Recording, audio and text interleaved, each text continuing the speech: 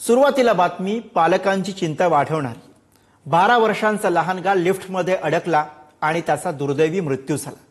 ही धक्कादायक घटना नेमकी कशी घडली, अशा दुर्घटना घडू नयेत म्हणून काय उपाययोजना करायला हव्यात, बघूयात याबाबतचा हा स्पेशल रिपोर्ट। लिफ्ट जवळ मुलं खेळतायत, सावधान। पालकांची झोप उडवणारी धक्कादायक घटना। लिफ्टमध्ये अडकून 12 वर्षाच्या मुलाचा मृत्यू।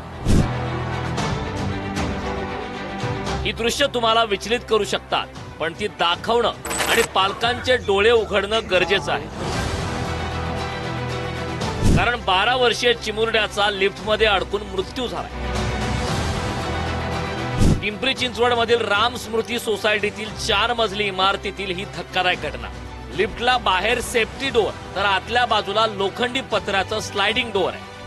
लिफ्टमध्ये खेळताना 12 वर्षाच्या अमय फडतरेचा पाय स्लायडिंग डोअर मध्ये अडकला। तेवढ्यात अचानक लिफ्ट सुरू झाली। अमयचे पाय 3ऱ्या आणि 4थ्या मजल्यामध्ये फसले, तर चेहरा 4थ्या मजल्यावर अडकला होता। अशा परिस्थितीत लहानगा अमय मदतीची याचना करत होता। पोटच्या मुलाला सोडवण्यासाठी आई वडिलांनी अतोनात प्रयत्न केले। अग्निशामक दलालाही पाचारण करण्यात आलं, मात्र तोपर्यंत उशीर झाला होता। लहान मुलगा होता, त्या लिफ्टमध्ये अडकलेला होता आणि त्यांनी पहिले प्रयत्न करेल होते। लिफ्टमध्ये तोडलेला होता दरवाजा, 3rd आणि 4th फ्लोअरचा वाकवलेला होता त्यांनी।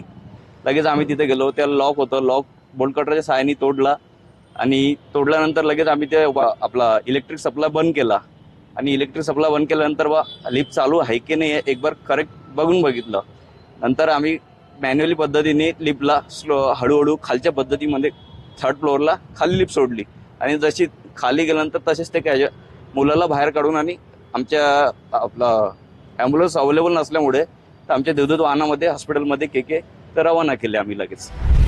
या 12 वर्षीय चिमुकल्याच्या मृत्यू प्रकरणी पिंपरी चिंचवड पोलिसांकडून पुढील तपास केला जातो। दिघी पोलीस स्टेशनच्या हद्दीमध्ये चरोली फाट्याजवळ राम स्मृती सोसायटीमध्ये काल दिनांक 2 ऑक्टोबर 2025 रोजी 11 वर्षीय अमेय साहेबराव फडतरे हा मुलगा लिफ्टच्या दरवाजामध्ये अडकलेला होता।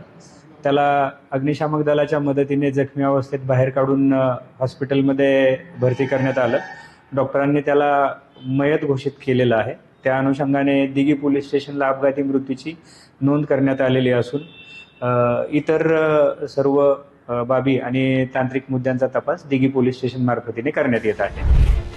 तमाम पालकाच्या काळजाचा थरकाप उडवणारी ही घटना। आपल्या सोसायटीत लिफ्ट आणि लहान मुलं असतील तर काय काळजी घ्यायला पाहिजे, हा मुद्दा पुन्हा एकदा समोर आलाय। लिफ्टचं मेंटेनन्स वेळोवेळी करावं, लहान मुलांना एकट्या लिफ्टमध्ये सोडू नये, लहान मुलं लिफ्टमध्ये अडकल्यास काय खबरदारी घ्यावी याची जनजागृती करावी, पालकांसह सोसायटीनंही काळजी घ्यावी।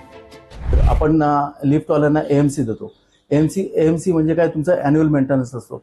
एएमसी घेणं खूप गरजेचं आहे, कारण कसं असतं की त्याच्यामध्ये तुमचे सगळे पॉईंट्स चेक केले जातात। त्याचा रोप कसा आहे, त्याचे ब्रेक पॅड कसे आहेत, त्याची एफिशियन्सी कशी आहे, त्याचा बॅकअप कसा आहे, हे सगळे पॉईंट्स त्याच्यामध्ये चेकआउट होतात।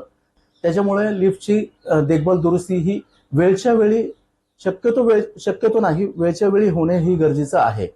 आणि दुसरी गोष्ट म्हणजे की लिफ्टमध्ये प्रवास करताना शक्यतो लहान मुलांना एकटे सोडू नका।